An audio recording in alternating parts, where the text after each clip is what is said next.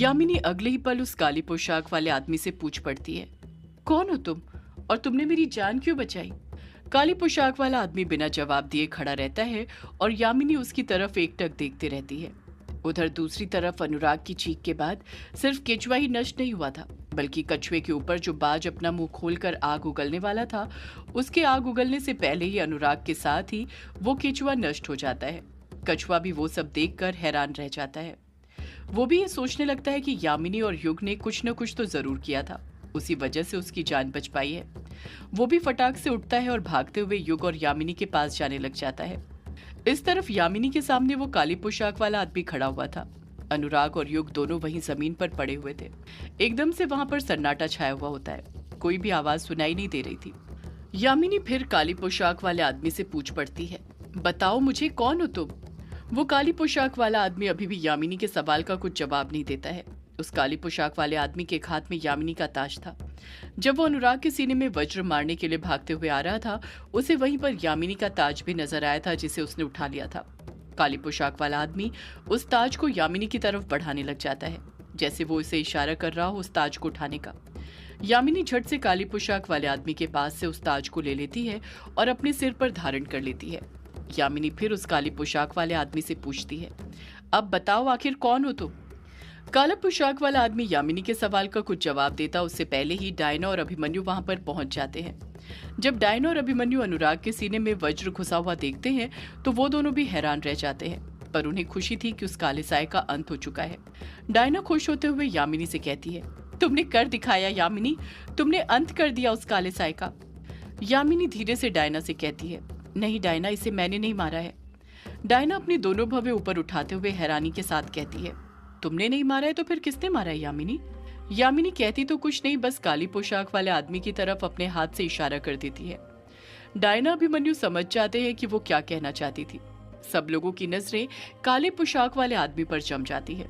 जब अभिमन्यु की नजर युग पर पड़ती है तो वो घबराते हुए कहता है, ये युग को क्या हुआ? यामिनी अभिमन्यु के सवाल का कुछ जवाब देती उससे पहले ही कछुआ भी वहां पर पहुंच जाता है। कछुआ तारा को एकदम सही सलामत देखकर बहुत खुश हो जाता है। कछुआ तारा को पुकारते हुए कहता है, तारा मेरी बेटी। कछुए की आवाज सुनकर तारा उसकी तरफ भागने लग जाती है। कछुए की आवाज सुनकर तारा कछुए की तरफ भागने तो लग गई थी, पर आंखें ना होने के कारण वो कुछ देख नहीं पा रही थी। रास्ते में ही बड़ा सा पत्थर रखा हुआ था, जिससे वो टकराकर धड़ाम से जमीन पर गिर जाती है। तारा दर्द से चिल्ला उठती है। जैसे ही तारा गिरती है, यामिनी, कछुआ और बाकी सब भी चिल्लाते हुए तारा की तरफ भागने लग जाते हैं। कछुआ तारा को जमीन पर से उठाते हुए कहता है, तुम ठीक तो हो ना तारा बेटी, तुम्हें लगी तो नहीं? तारा को देखकर ऐसा लग रहा था जैसे वो कछुए से कुछ बोल रही हो, पर उसकी आवाज अभी भी बाहर नहीं निकल पा रही थी। काले पोशाक वाला आदमी अनुराग और युग के पास ही खड़ा हुआ था। तभी वो देखता है कि अनुराग के शरीर में से काला धुआं निकलने लग गया था। काला पोशाक वाला आदमी चौंकते हुए कहता है, ये क्या हो रहा है? बाकी सब भी तारा से अपनी नजरें हटाकर अनुराग की तरफ देखने लग जाते हैं। अनुराग के शरीर के अंदर से लगातार काला धुआं निकलते जा रहा था। अनुराग के शरीर के ऊपर ढेर सारा काला धुआं जमा हो जाता है और देखते ही देखते वो धुआं एक आकार लेने लग जाता है। वो धुआं किसी और चीज का नहीं बल्कि काले साए का आकार लेता है।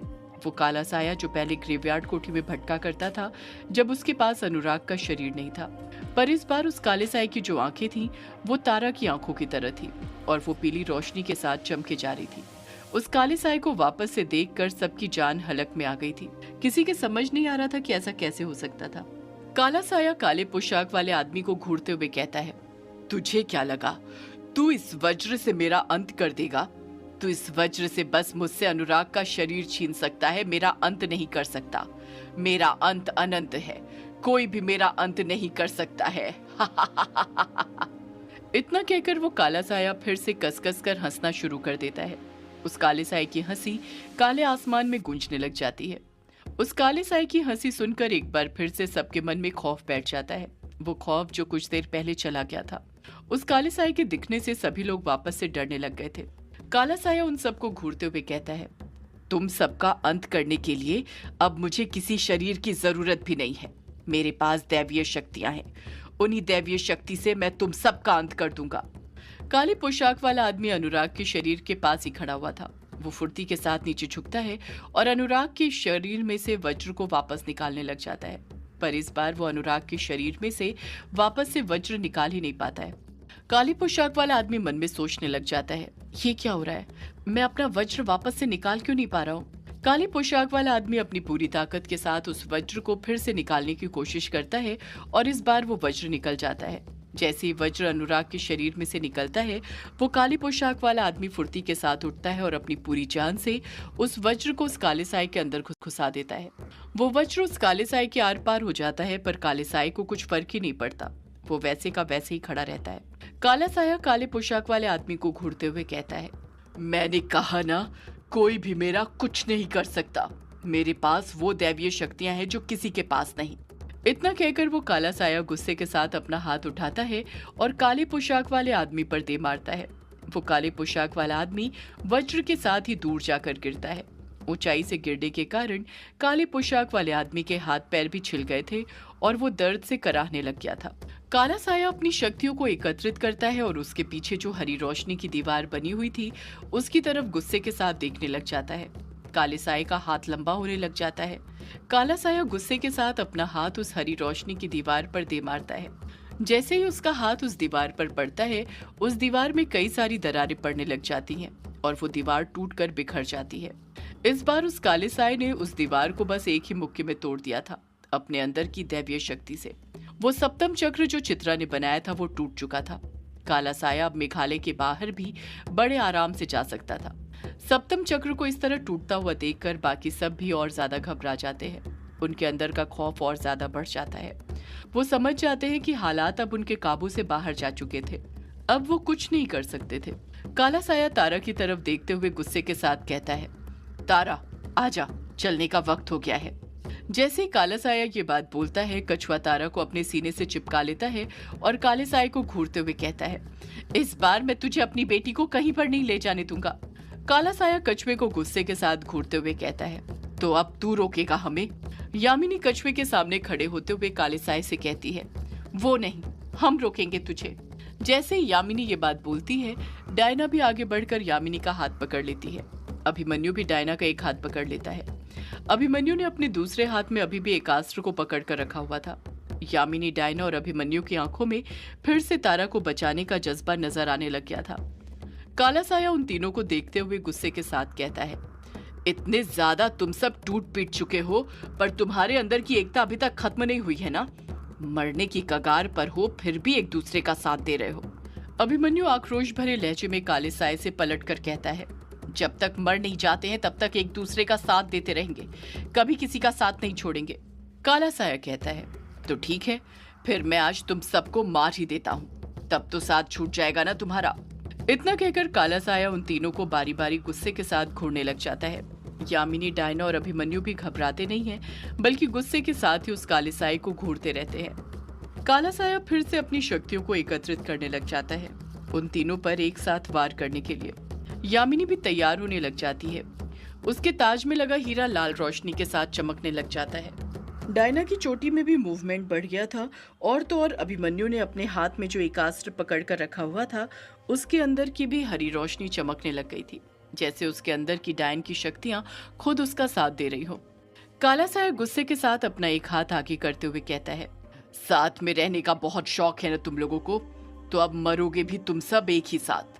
इतना कहकर वो काला साया उन तीनों पर एक साथ वार करने ही वाला था कि तभी वो देखता है कि उसने अपना जो हाथ आगे बढ़ाया था उसके हाथ में से धुएं के कण अलग अलग होने लग जाते हैं। उसके हाथ में से धुआं निकलता है और युग की कलाई पर जो 5वां निशान आया था उसके अंदर जाकर समाने लग जाता है। काला साया मन में सोचता है, मैंने तो इसे भक्षानर बना दिया था, फिर अब ये कैसे हो रहा है। बाकी सब भी युग के हाथ में धुआं इस तरह समाते हुए देखकर हैरान रह गए थे। काले साये के हाथ से धुआं अभी भी निकल रहा था और युग की कलाई में समाये जा रहा था। देखते ही देखते युग के हाथ की उंगलियों में हलचल होने लग जाती है, उसके हाथ की उंगलियां हिलने लग जाती है। यामिनी युग की तरफ देखकर बड़बड़ाते हुए कहती है, उठिए युग बाबू उठिए। यामिनी की आवाज युग के कानों तक जैसे ही पहुंचती है, युग के पूरे बदन में हलचल होने लग जाती है। वो अपने हाथ पैर हिलाने लग जाता है और अगले ही पल युग उठने लग जाता है। युग को उठता हुआ देख उसके दोस्त खुश होने लग जाते हैं। युग खड़ा होता है और काले साये की तरफ देखने लग जाता है। युग की पीठ दूसरी तरफ थी, जिस कारण यामिनी, अभिमन्यु और बाकी के लोगों को युग का चेहरा नजर नहीं आ रहा था। बस काला साया ही युग का चेहरा देख पा रहा था। काला साया युग को देखते हुए कहता है, अच्छा हुआ युग तू भी उठ गया, अब तारा के साथ तू भी मेरे साथ चलना। बस पहले मुझे तेरे इन दोस्तों को खत्म करने दे। बड़ा गुरूर है इन्हें अपनी शक्तियों पर, आज इनका मैं सारा गुरूर तोड़ कर रख दूंगा। इतना कहकर काला साया अपना दूसरा हाथ भी गुस्से के साथ आगे बढ़ाता है, पर इस बार भी वार करने से पहले ही उसके हाथ से धुआं अलग होने लग जाता है और युग की कलाई पर आए 5वें निशान के अंदर जाकर समाने लग जाता है। ये देखकर काला साया घबराने लग जाता है। युग काले साए से कहता है, मेरे दोस्तों को उनकी शक्तियों का गुरूर नहीं है, बल्कि उनकी दोस्ती का गुरूर है, उनके एक साथ होने का गुरूर है, और मेरे होते हुए तू मेरे दोस्तों को हाथ तक नहीं लगा सकता। काला साया पलट कर कहता है, ये तू क्या बोल रहा है युग, तू तो मेरे साथ ना। युग बोल पड़ता है, ना कभी मैं तेरे साथ था, ना कभी मैं तेरे साथ होऊंगा, मैं हमेशा अपने दोस्तों के साथ रहूंगा। काला साया फिर कहता है, युग तू भूल गया तू कौन है, तू भक्षानर है, याद कर हमारे बीच क्या बात हुई थी। युग हाँ में अपना सिर हिलाते हुए कहता है, हाँ मैं भक्षानर हूं, पर तेरे साथ नहीं तेरे खिलाफ हूं। ये बात सुनकर काले साए को और ज्यादा गुस्सा आ जाता है और गुस्से के साथ ही वो युग से बोल पड़ता है, लगता है तू ऐसे नहीं मानने वाला, मैंने तुझे बहुत समझाया पर तेरे पल्ले मेरी एक बात नहीं पड़ी, अब तुझे मुझसे लड़ना है तो वही सही। इतना कहकर काला साया फिर से युग पर वार करने के लिए इस बार अपने दोनों हाथ एक साथ आगे करता है, पर इस बार भी उसके दोनों हाथों से धुआं निकलता है और युग की कलाई में समाने लग जाता है। पर इस बार काले साए को युग में कुछ और भी नजर आता है, ऐसा कुछ जिसे देखकर काला साया घबरा जाता है।